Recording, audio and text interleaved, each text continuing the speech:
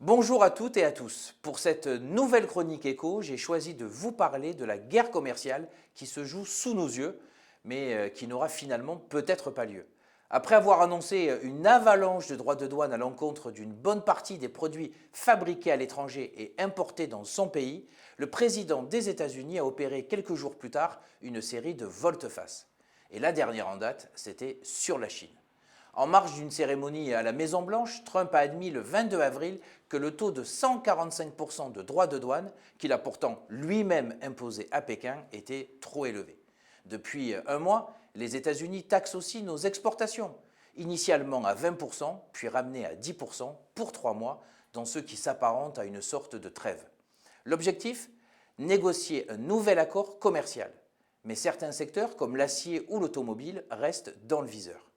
Face à ce qui est vécu comme des attaques, la France et l'Union européenne cherchent la bonne riposte. En somme, la réponse idoine aux nouveaux droits de douane.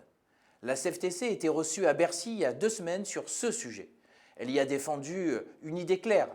Pas de taxes tous azimuts sur les produits américains, ça risquerait d'enflammer l'inflation des deux côtés de l'Atlantique. L'enjeu, c'est de faire en sorte que ça ne soit pas le pouvoir d'achat des Français qui trinque.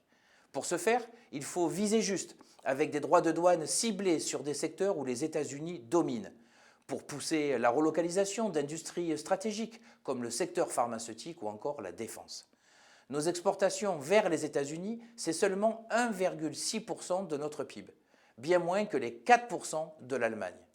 On vend surtout des produits haut de gamme, avions, médicaments et bien sûr nos vins et spiritueux qui pèsent 4 milliards d'euros. Et rien ne dit que les droits de douane cassent l'appétence pour ces produits. Cela dit, ces taxes américaines pourraient se retourner contre eux. En augmentant les prix, ils risquent de booster l'inflation et de flirter avec la récession. Cette situation vient de pousser des États fédéraux américains à saisir la justice contre l'État central, ce qui pourrait préfigurer d'autres reculades. Alors, comment l'Europe doit répondre et réagir ? Bien, en prenant le temps de mesurer les impacts. L'Europe a du poids, 450 millions de consommateurs et un marché que les entreprises américaines ne veulent pas ignorer. Un marché qui a la bonne taille critique et qui est capable d'absorber les productions européennes. L'Europe doit, je le pense, changer ses règles sur les marchés publics en favorisant les entreprises européennes qui répondent aux appels d'offres. Par ailleurs, si nos relations avec les USA se grippent, pourquoi ne pas renforcer nos liens avec le Japon, l'Inde ou l'Amérique du Sud ?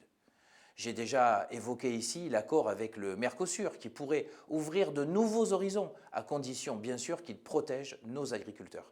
Cette crise, c'est un risque, mais ça peut être aussi une opportunité. La mondialisation naïve, c'est fini. En ciblant nos efforts, on peut réindustrialiser, relocaliser et gagner en autonomie dans des secteurs clés comme la santé.